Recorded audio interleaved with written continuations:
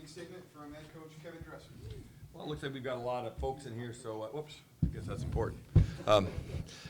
We got a lot of people in here, so I'll kind of let you guys start off. Obviously, I'm excited for our team, and I'm excited for the fan base of Iowa State wrestling. Obviously, it's very well documented. It's been, 20 plus years. But I thought, we wrestled really hard. I said before when I did my pre-match talk over at Sheeman that this was a really good team. The Iowa team was a really good team, but I also felt like we had a really good team. And so from where I sat, it looked like there was a lot of good matches. I hope from where you sat there was a lot of good matches too. One clarification, we had some sickness at the beginning of the week. MJ and Evan Frost, maybe we need to get everybody sick. But MJ and Evan Frost, both Monday and Tuesday, were out with like a really bad head cold, the gunk. And then for some reason, one Frost boy gave it to the other Frost boy, probably because they're roommates. So Jacob Frost is kind of under the weather. Today's the first day he's been out in like 2 or 3 days. So that was the reason we went with Panero Johnson. So I'll clarify that right now. So it wasn't anything like we got an injury or he's in the doghouse. We're trying to mend him up, and he'll be going to Vegas with us. So anyway, let you all roll. Wanted to get your thoughts, the momentum starting at 285 with Younger, a top-ranked guy in the polls. What's it kind of like momentum-wise to open up with a win as big as that one? Younger, we just really kind of wanted to see what was going on at heavyweight there because we'd watched Iowa compete the last couple of weeks, and we just really wanted to know what was going out there. And I figured, you know what, if you're going to go wrestle Younger Bastida, you better feel pretty good. So obviously, there's a lot of rumors out there. We kind of heard through the grapevine that he was injured, but he looked like he wasn't very injured today, which is good. I thought it was a good win for Younger.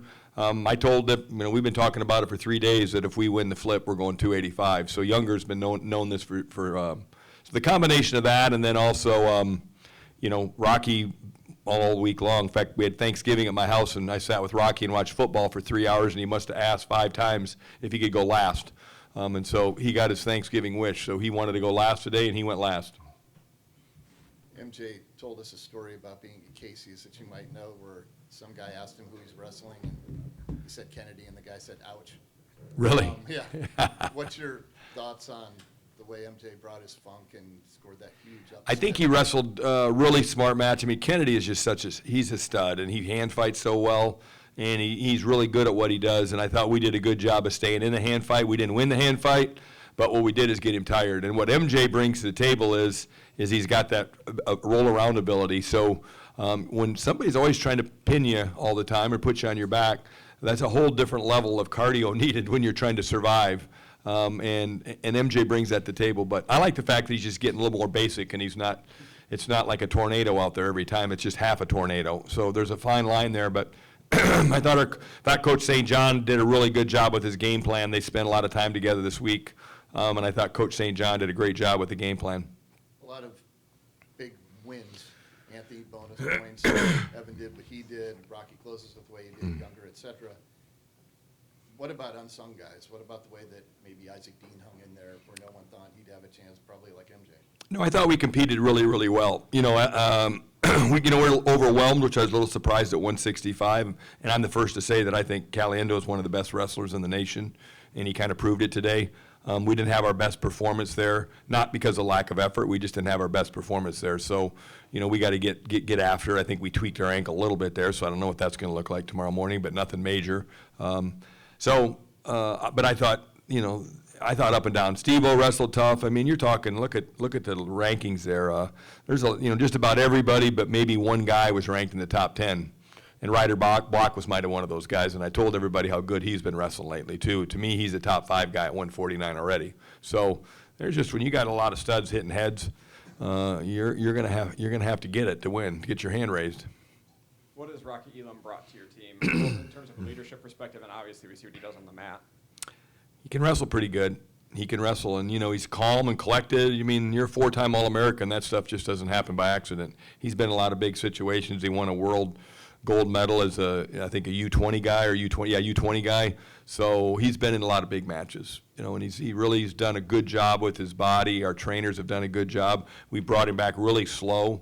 And didn't put a lot of mileage on him up to this point. But he wants to go to Vegas, and his body's feeling great right now. And he beat a good guy today. So he's kind of a quiet leader, but he's getting a little more vocal. He looked pretty vocal after that tonight.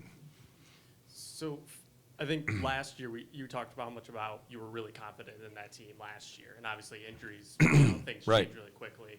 What can you say about the confidence this team has now with a win over an opponent like Iowa and breaking the streak?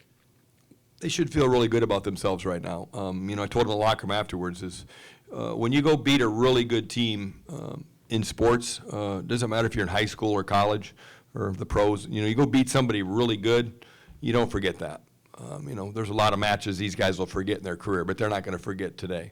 And so I think that's the cool part of sports, and I think that should propel them, but they got to understand this is a quick turnaround, and somebody's going to want to take their head off Friday at 9 a.m. Las Vegas time, 11 o'clock Iowa time. Somebody's going to want to take their head off. So we have to keep that in perspective, and so that's my job right now is just to say, okay, let's tone it down tonight. Wrestlers celebrate a little bit different, especially when they got to weigh in 5 days from now. If you're in the NFL, you probably go out and drink a case of beer, but my guys will go eat 5 cheeseburgers and 5 Casey's pizzas if I don't get to them. So we got to make sure we do a good job with our diet the next 24 hours so we can get back on the horse. A lot of with your program since the start, it's always been about the build and getting it to where you guys want it to be. From getting the curtains down to just the next step. How much is breaking this streak kind of another step to where you guys want to be contending for titles and more team trophies and things of that nature? Well, you always set goals as a coach. You set goals, and if you my press conference in 2017, that was one of the objectives was to get this thing back on our side, and so it took longer than I wanted to, but we got it going, and we got to do it all over again. But it just, to me, it's like I started out. I like it for the fan base. This is a great fan base, and there's so much history here. And I went to an alumni outing last night, and it was, 25 below zero wind chill factor, or whatever it felt like, 25 below. And there was a bunch of guys in their 60s and 70s that were NCAA champs that somehow made it out to an alumni function last night. So that just kind of tells you the passion of this fan base. So I'm just excited for our fan base. I was kind of curious what your thoughts on Connor Eaton's performance today. He wrestled a tough opponent, but he did a great job out there. What are your thoughts on that as coming in as a number 22 ranked wrestler? Connor, if you ask him, he's not going to say a lot of good things about his performance. So, and he didn't have a great day. His effort was good, but he didn't have a great day. I don't know if he was just a little off, or Caliendo is just that good. I think it might be a little bit of both because, I don't think there's that big of a gap there. But, we'll learn a lot about. Here's the thing with Connor Eaton. We haven't got through we haven't even got to Christmas ever with him with injuries, and I'm not picking on him. He trains hard, he works his tail off, but some guys out there just are, that injury-prone thing's a real deal. And, we don't know if we can get him to Vegas now because he sprained his ankle a little bit. So it's a tough world out there, but we got to get him in some big matches and get some momentum. We got to get a couple months under his belt, and he's never been able to do that. So we got to see how banged up he is. On the topic of Connor, this was a duel that he tore his ACL in Last year, yeah. How big is it, I guess, that he gets to continue wrestling and continue developing and kind of develop into the wrestler that you hope he can be? Well, I hope he gets to keep continuing to wrestle because we got to see what his ankle looks like. Coach, you talk a lot about how, the guys are going to remember the tough ones that they've won. But I mean, just speaking from your perspective, how good does it feel as a coach to be able to cross this off, just not even thinking of the fans, just for you as an individual? Well, I'm probably I am a miserable loser and a so-so winner. I came here to win, and so we're going to sit back and enjoy this. I'm actually harder on myself the other way, so I'm not a huge celebrator on the other side of it. But this was fun.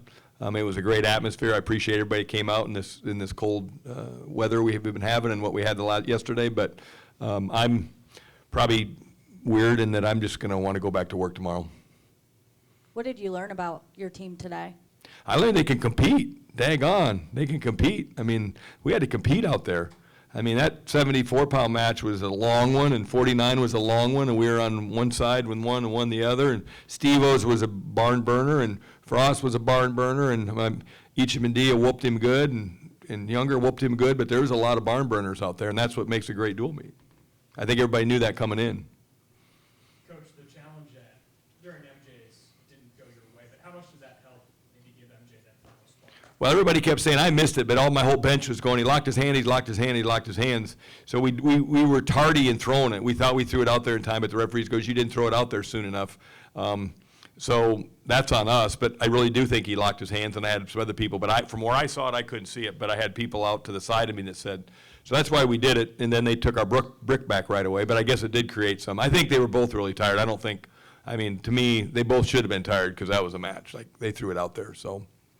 How much did Vinny Zerbin surprise you today, or is this something you see in him in practice? Vinny get a bonus point there in the third period when it was kind of knotted up there, close going in the third period. Yeah, he wrestles so hard.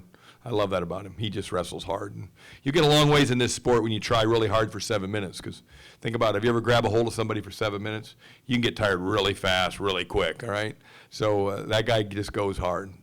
It looks like he has some funk about him, too. Can you compare and contrast his funk versus MJ Gaitan's funk? Because they seem different, too. No, but they're both funky, yeah. They're a little bit. Vinny's just, you get to his legs, he's more of a funk roll guy, and MJ just never know what he's going to do. He's going to try to pin you. I mean, he hit that headlock the first 20 seconds, and I thought we were all going to be able to celebrate and go home, but Kennedy rolled through, and there was no points. Got one more question for you.